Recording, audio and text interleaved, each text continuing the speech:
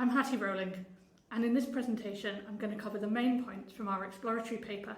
It's all their words, it's just not necessarily all of the words, balancing authenticity and authority in participatory heritage projects. This paper covers the exploratory phase of a larger project working with a community-run oral history charity based in the northeast of England to explore issues around designing for and doing participatory heritage. Before I get going, I'd just like to welcome you all to this presentation, regardless of your location, background, ancestry or heritage.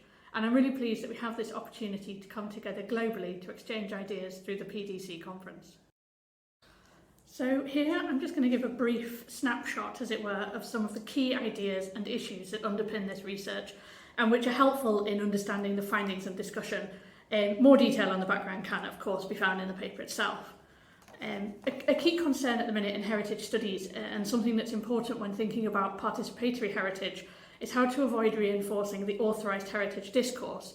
This is a phrase coined by Laura Jane Smith in her 2006 book, Uses of Heritage, and put simply is the idea that there's a single overarching heritage narrative constructed by experts and which often underpins and informs the identity of the nation state.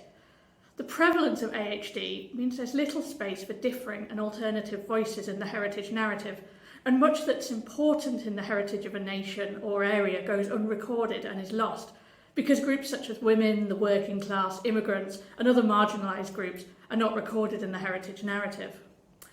Another issue with the AHD is that privileging certain expert voices over others, or over those with lived experience, creates stewards of the past with an innate and almost unchallengeable authority. Recently, there's been greater focus on democratising heritage. However, sometimes there is a danger that community involvement fails to address the power imbalance between the experts and the community, and so merely encourages the community to engage with the dominant narrative rather than provide space for challenges to this. One area that has had success in incorporating and uncovering different voices are oral history projects. This has been the case since the 1970s, when oral history as a discipline took a more subjective turn and sought to record experiences rather than uncover a single objective truth. Oral history projects, especially in the UK, are often community-based and community-driven projects, keen to highlight previously unheard voices from groups often excluded from the authorised heritage discourse. However, these community projects can sometimes be wary of engaging critically, instead wishing to show a nostalgic, overly positive version of the past and ignore those aspects that are more troubling or negative. Sometimes this is driven by nostalgia, but it can also be driven by a desire not to put the community down or offend people.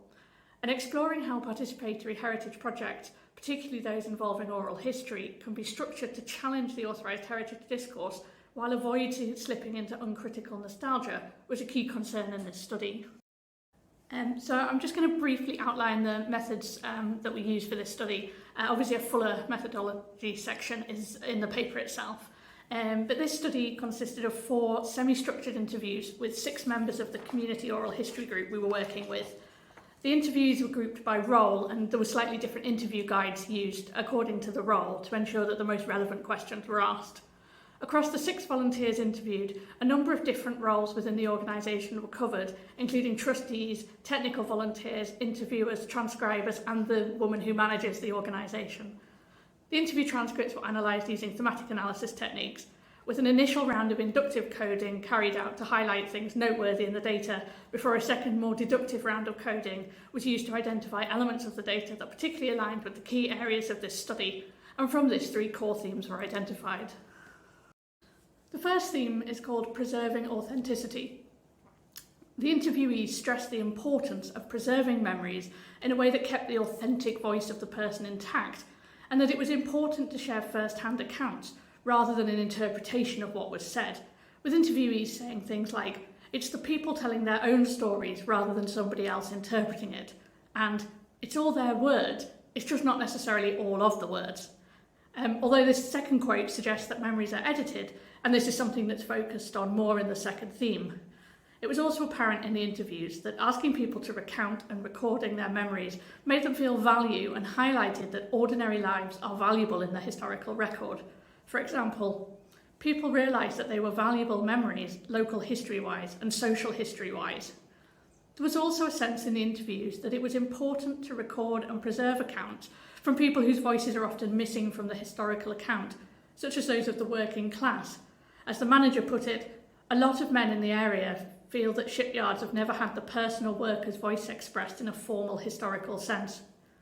This quote is also interesting, as it suggests that what the organisation does represents a formal historical process, which would seem to contrast with the desire expressed by the manager elsewhere that the organisation can connect with local people because it's a grassroots organisation, with her saying, it's ordinary, it's not presented by a history or a group or a university, it's people meeting people and seeing material that they're familiar with.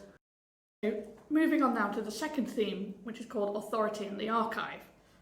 Making the memories accessible to others was seen as an important aspect of the organisation's work.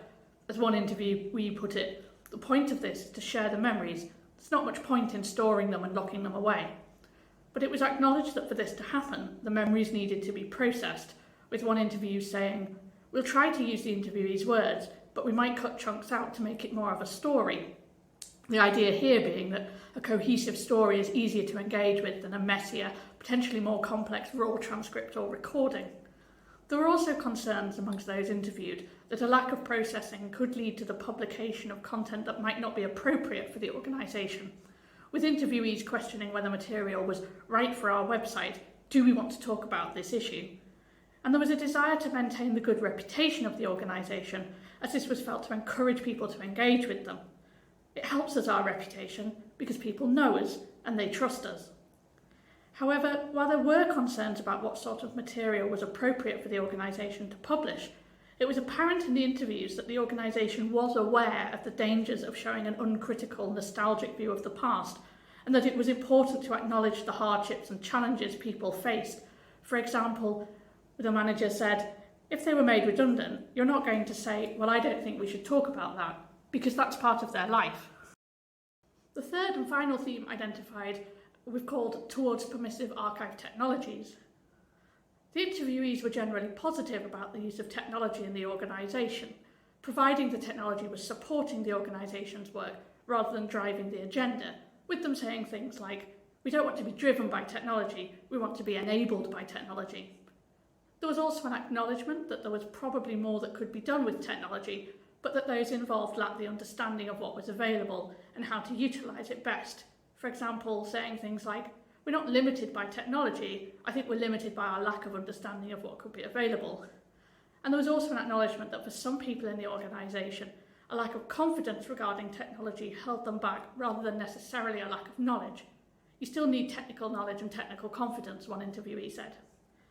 As was highlighted in the second theme, there was concern with ensuring that the content remained suitable, and a desire that any increase in use or openness of technology still needed some controls, as in this example when talking about the organisation's website. You need to manage your website, and even if we got more people on with the ability to edit the content, we would obviously make sure it was right before it went live. There were also concerns with using technology, especially ones that might be more open and allow for more dialogue, if this might lead to abuse and negativity directed at the organisation or those featured on recordings, as is evidenced in the concern about social media, with one interviewee saying, we didn't go onto social media for a long, long time because people behave differently on social media. So, from the findings, it's clear that the organisation wants to be open and capture the authentic voices of local people. However, it was also apparent that they saw value in some editing of material, especially that which made material more accessible by creating stories out of the oral history recordings. However, once an editing process is undertaken, decisions inevitably get made about what to include, and therefore what to exclude. There's a danger here that by selecting and editing material, the organisation could end up creating a form of localised authorised heritage discourse, with the material selected telling only one story of the area, even if this story might challenge any national authorised heritage discourse. In a sense, this is perhaps inevitable, as for the memories to form a useful archive, there has to be a structure for managing this, otherwise it will be chaotic and usable. Using technology in this space can lower barriers to participation and access, but technology use in and of itself does not make things more open. Technology needs to be designed and used in such a way as to support greater openness and dialogue in the historical narrative, while allaying the fears of damaging the organisation's reputation or creating a chaotic free-for-all. The challenge, therefore, going forwards in this space is to negotiate a way to create a structure for archiving and sharing material, while avoiding creating and reinforcing one particular narrative. So in conclusion, as has been highlighted, there are many opportunities for creating open, multivocal participatory heritage projects, but these projects have to be structured in a way that supports this. And further work in this area is needed to explore how best to create more open platforms for local history, which allow for discourse and different voices while avoiding an unusable free-for-all.